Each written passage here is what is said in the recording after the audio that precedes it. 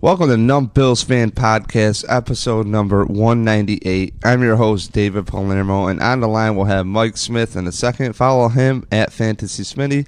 Follow Numb Bills Fan Podcast, Numb Bills Fan everywhere, numbbillsfan.com. Always check it. Always Facebook Live videos going up every week. Also have podcasts going up every week. So if you're ever in doubt, oh man, my feed didn't update, there might be something that we've done. Check the Instagram, a lot of little short clips or Instagram stories if you're missing out. You want some fun, you want some live like 2019 content here. Head to numbbillsfan.com or follow us on all the social media platforms. We're not your grandfather's radio station here. We talk a lot of shit, get down to fucking business here, and the Bills just whooped the shit out of the Vikings. And, we were all shocked.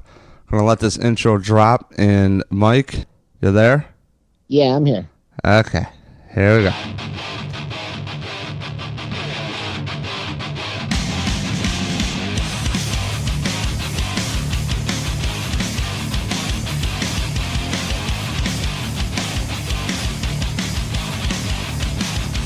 All right, Michael. So you're here. You're proud. It's 8:45 in the morning, Monday morning.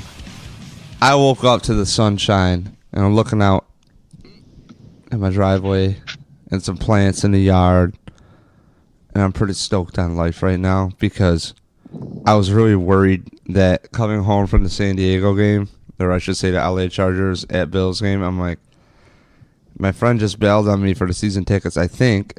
He didn't go to the last one, but he just, in his defense, he just had a kid. So, yeah, and I know there's assholes like you who, man, I could get my tickets at StubHub cheaper, and it's like, man, there comes a time where you gotta support your bros, Hey, the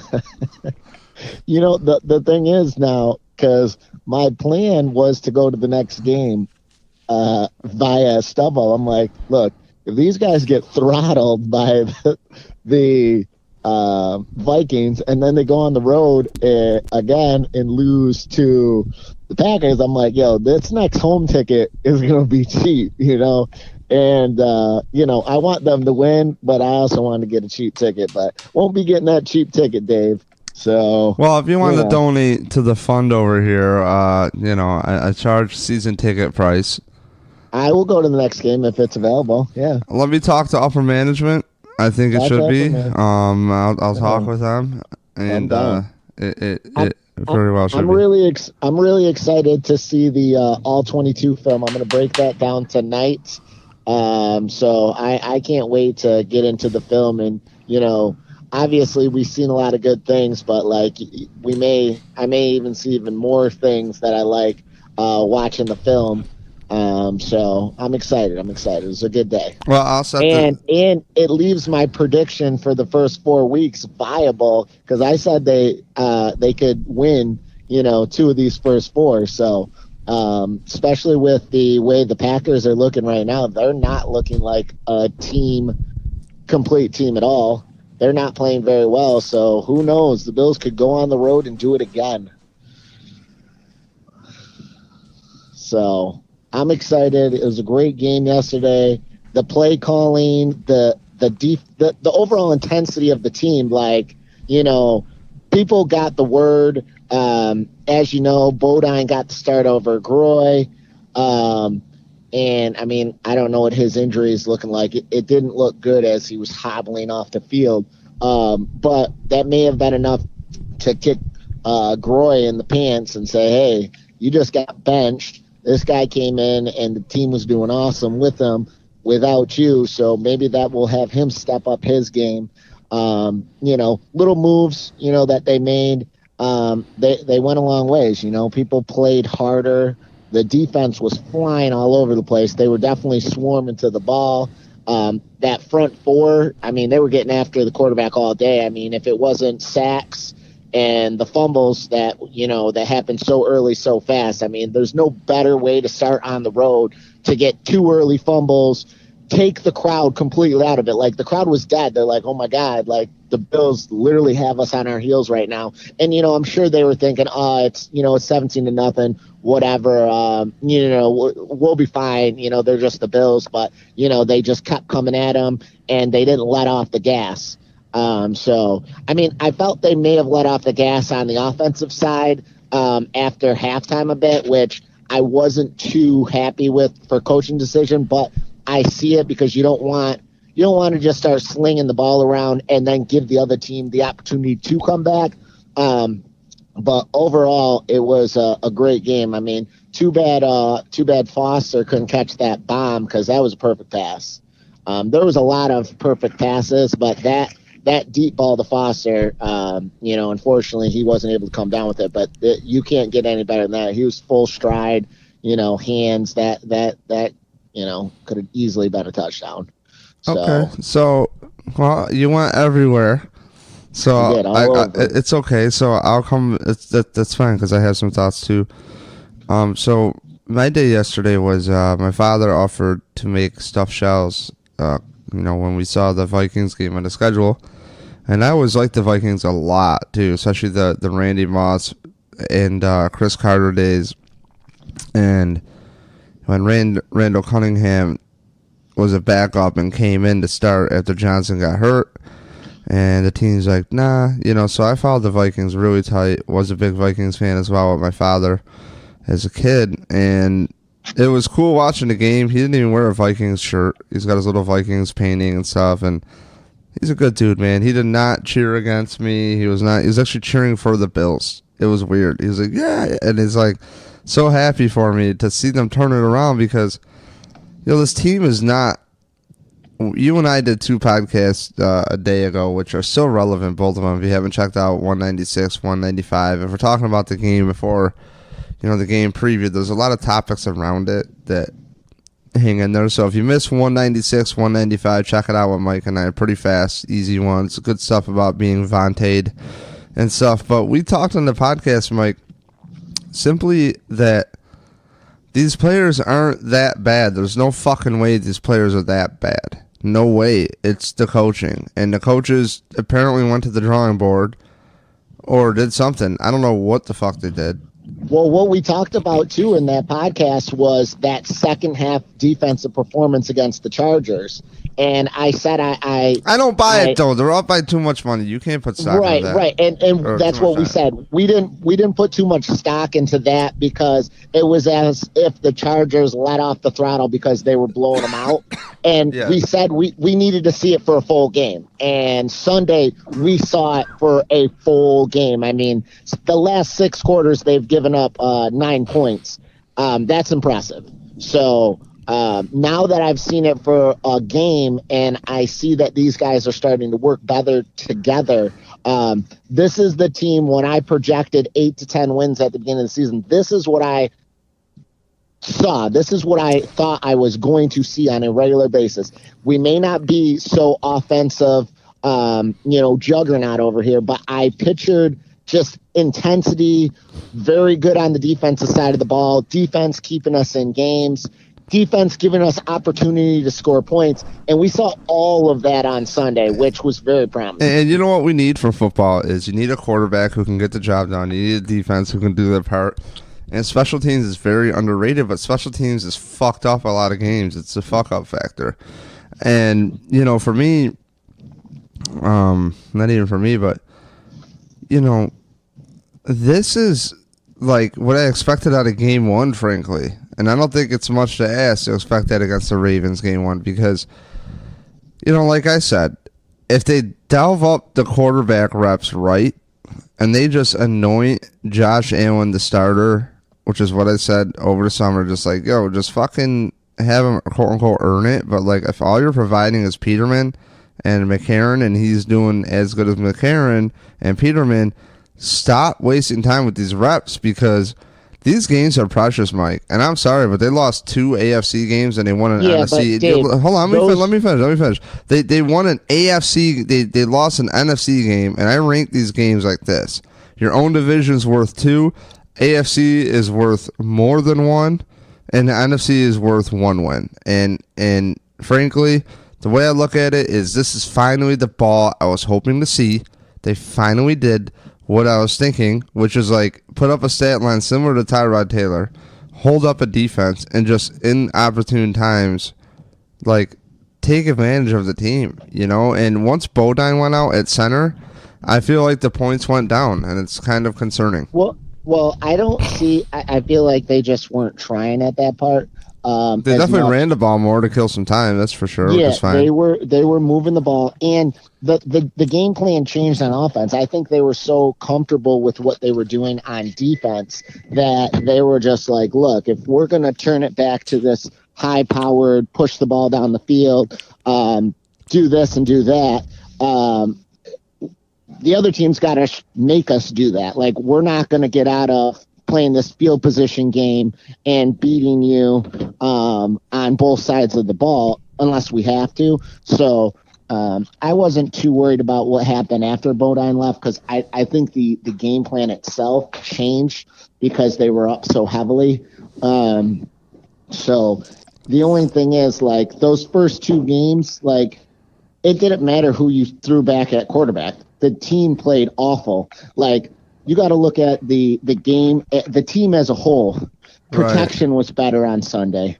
Defense, way better on Sunday. Well, protection was also way better on Sunday. I mean, the amount of time that he had to work, I mean, was exponentially more. And, I mean, if Peterman had that game one would have been a different story. If Josh Allen had that game two would have been a different story, but the intensity in the defense wasn't there. The offensive protection was not there. Like, the fact that came is what made it so we could get that W this weekend.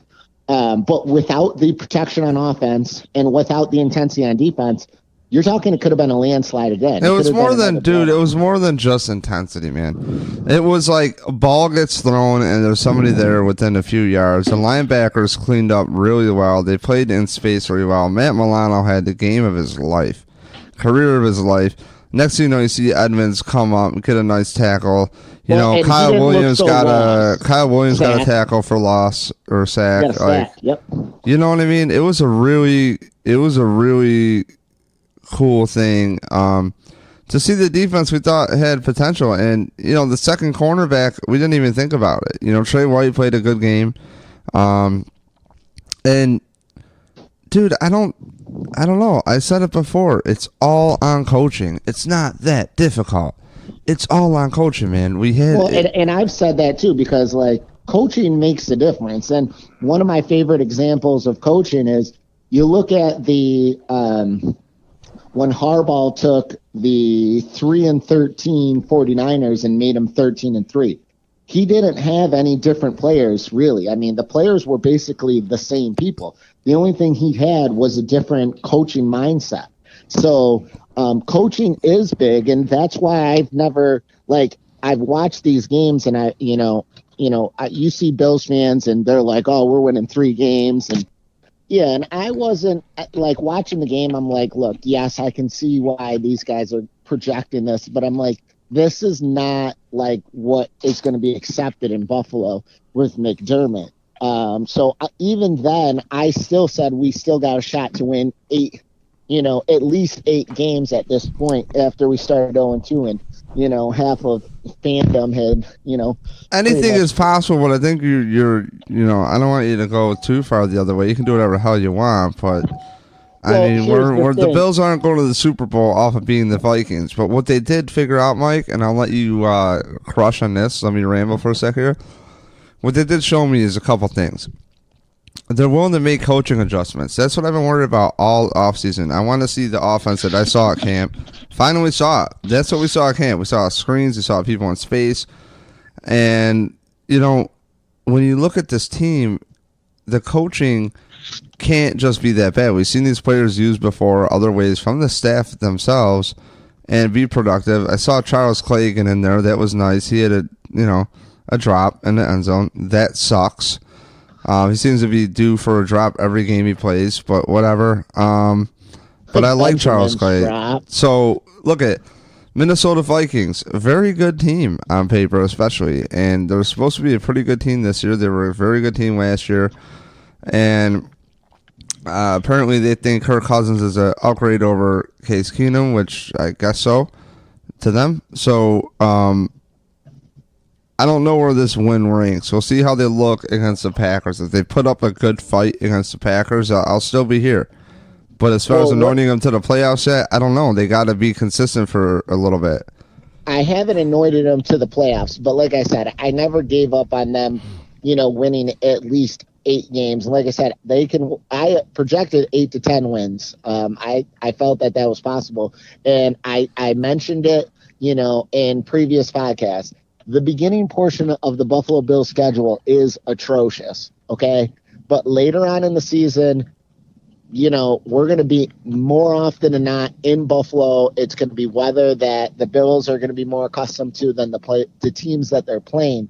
So I never, thought that, hey, or even at 0-2, even I pictured 0-3, I still thought 8 wins was a possibility because I knew these first 4 games were tough. Whoa. But if they can bring that intensity on defense on Sunday, that's not going to be an easy game for Aaron Rodgers. Aaron Rodgers is not that team is not put together yet. And, it's one of those things, who can make their adjustments the fastest in the NFL. I mean, look at the Patriots right now. They too are 1-2.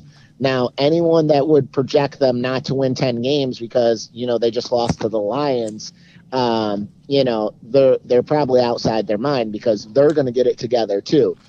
It's just how fast can you make the adjustments? I mean, like I said, the Bills made some moves on the offensive line by, starting Bodine, and it seemed effective, but honestly, I didn't see much of a difference after he left. Like I said, the play calling was different. I gotta see. The Bills were running the ball pretty well, and remember, in that second half, if Foster catches that ball, that's more points on the board as well. So we're going to see on Sunday, but to me, the biggest takeaway from the game was the defense. The defense put the Bills in just an incredible spot. And then the second thing that I took away was the offensive play calling. I mean, Josh Allen is an athlete for sure, and he can make plays, but, incorporated his athleticism and the plays that he made on top of good play calling. It allowed him to make plays when he needed to, but not have to be the only source of moving the ball. He didn't have to do it all. Like that fake screen, and hey, I told you Kroom was going to get in there. I told you he was going to be stealing some shares from that big man too. Don't you forget about that. But yeah, Kroom was, wide open. It was a beautiful play call. And dude, nice pump fake. Looked out. You know what I mean? That's stuff that you're looking to see from the quarterback. And that's why I'm excited to watch the film, because he did things that I have not seen him do in the NFL yet. I mean, I seen it at times against subpar competition. Well, I was going to say, you did say, all in Wyoming, I never saw that you needed to do all this crap. And dude, the kid has an awesome game literally like 12 hours after we talk. You know what I mean? Yeah. Like, it was amazing. You're like, he's got to clean this up. He's got to learn how to read the defense. He's got to do, it's in the show notes, dude. I will say the sack that he took, even though there was a penalty on it, which that's Bush. Like, I don't like that new rule where they're just throwing out 15-yard penalties, but it was beneficial, and we ended up going down. 15 yards is way too much. They got to make a holding call, like 7 yards. That play.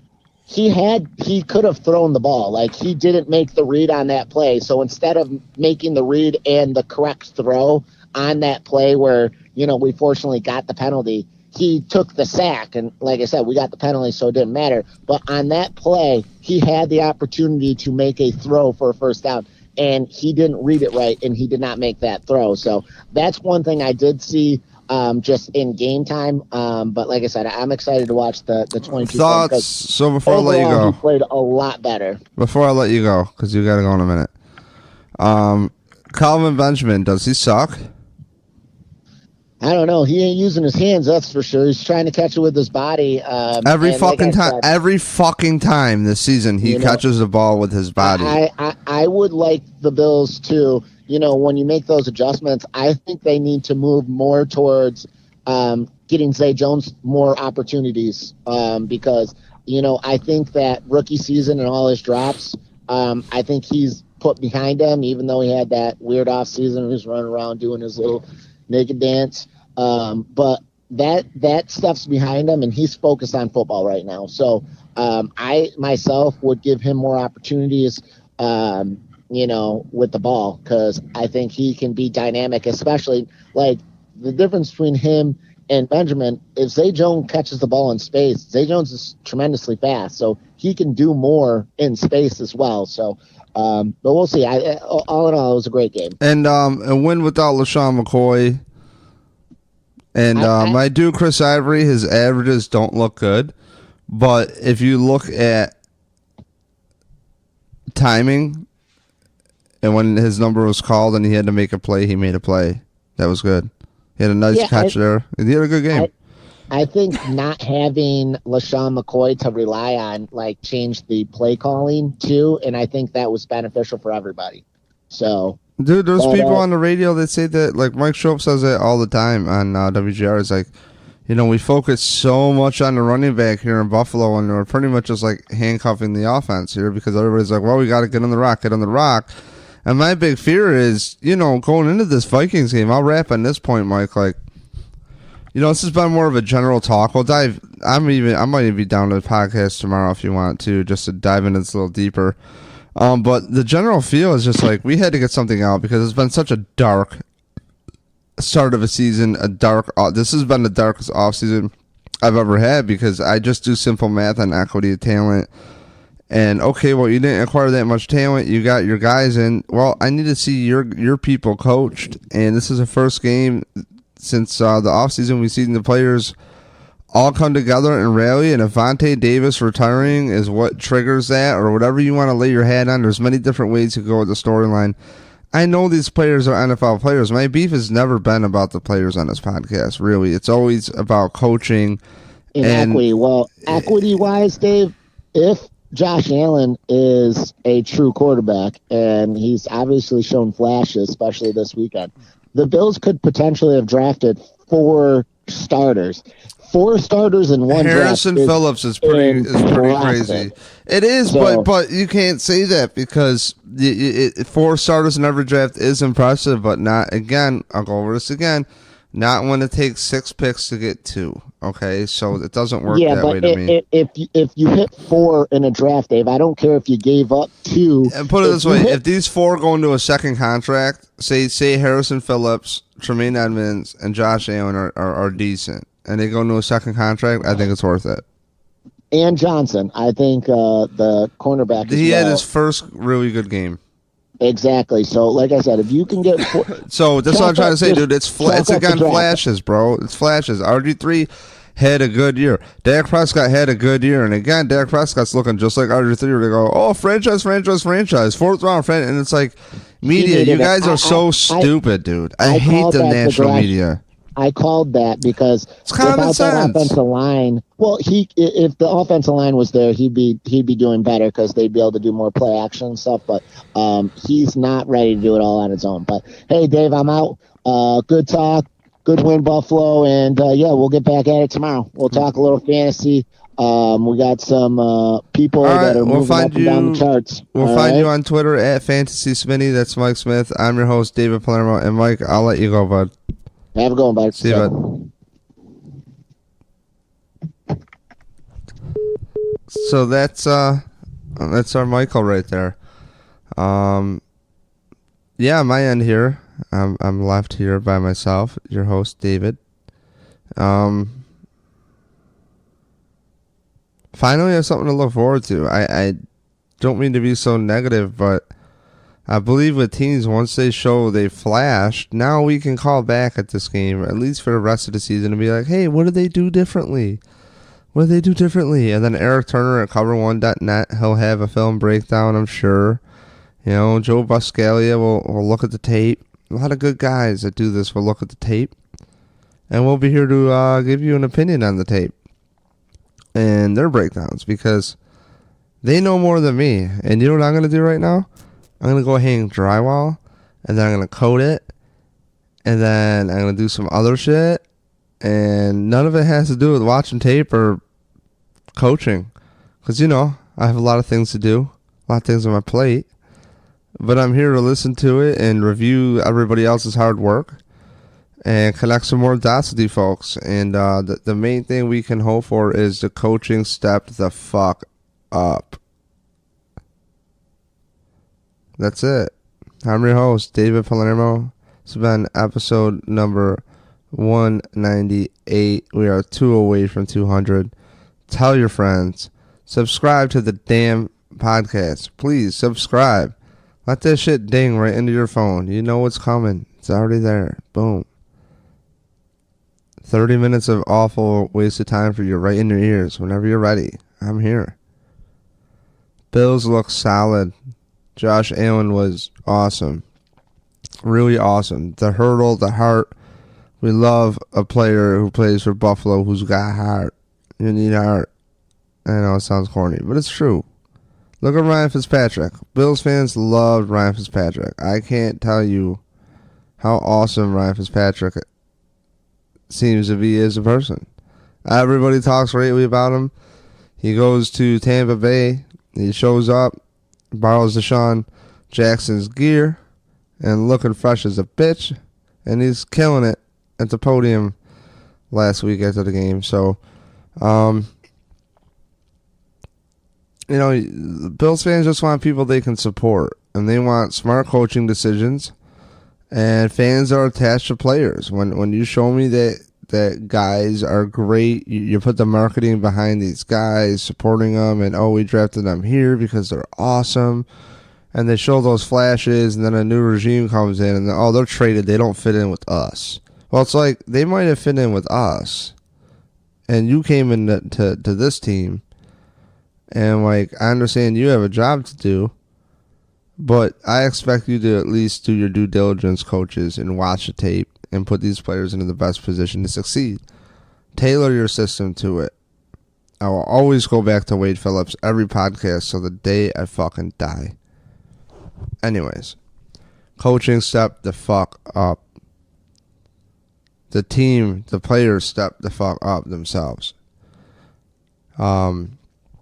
I don't know what happened behind the scenes. I don't know if it was just a magnificent game plan on both sides of the ball. If I'm not mistaken, the Minnesota Vikings offensive line coach passed away. So, there's that. Trent Murphy was crushing his ass this season. You know what? You don't look injured. Looks good. Looks fast as fuck. Jerry Hughes, he's back, baby. Looks great. But Jerry Hughes, he doesn't show up in the stat line that game with only a sack. But damn, he's close. Obviously causing a fumble or two. But this is the Bills football we were looking forward to see. Turnover machines, and we'll figure it out. And we said, going into the season, the Bills need a better offense. If the defense can keep up their turnovers and slowly add a couple pieces, your defense should go from the 27th ranked or whatever the hell it was to I don't know, maybe 17 with a couple extra pieces, I'm hoping, and some better coaching, right? So, serious credit to the Bills, to the players, to the coaches. I'll give it to you. I'm not here to crush you. I'm not a negative asshole. This podcast started out of, I actually don't think the Bills are as bad as everybody thinks they are podcast. And it's kind of turned into this offseason I don't have any more tables in my house to flip. I'm just going to start fucking lighting them on fire. Anyways, I'm your host, David Palermo. That's it. That's my soliloquy. The fuck out of here. Have a good fucking Monday or whatever day it is. Tune into the podcast soon for number 199. And as always, numbillsfan.com. There's a PayPal donation click through if you want to donate to the podcast, help support the server space and whatever the hell. And also an Amazon click through link. You just got to turn on your ad blocker. Don't judge me, all right? Shit costs money. I love you all. Just server space costs a little loot. All right, donations accepted. Got some things in the work, giveaways. I got some Cover One t-shirts. Going to do some giveaways on that. And as always, brought to you by Punch Drunk Sports. Love those dudes over there. Awesome podcast, Punch Drunk. Anytime I'm man, I don't they set the ceiling so high of what I can get away with on a podcast. And it's I'm not even close. We had Jason Tebow on there, and he's just pissing in the sink. It's dude, what are you doing? So we're hoping to have Johnny from Punch Drunk on. He is a huge Carolina Panthers fan, so it should be dope. And because like I said, I sent him an email like, yo, I think McDermott might be full of shit. What's good? So, all right, yo, I'm out of here. I'm your host, David Palermo. Have a good day. And really enjoy this Bills victory. There's so many plays on tape after this Vikings game to build off of to give you hope. And, if you get a chance, I'm going to rewatch it. Maybe take out a notepad. Find out the plays you liked. Okay? That way when you're with your friends, you want to win an argument. Or you're online, you want to win an argument. You could go, hey, I'm like McDermott. I got my notes. All right. Have a good day. Goodbye.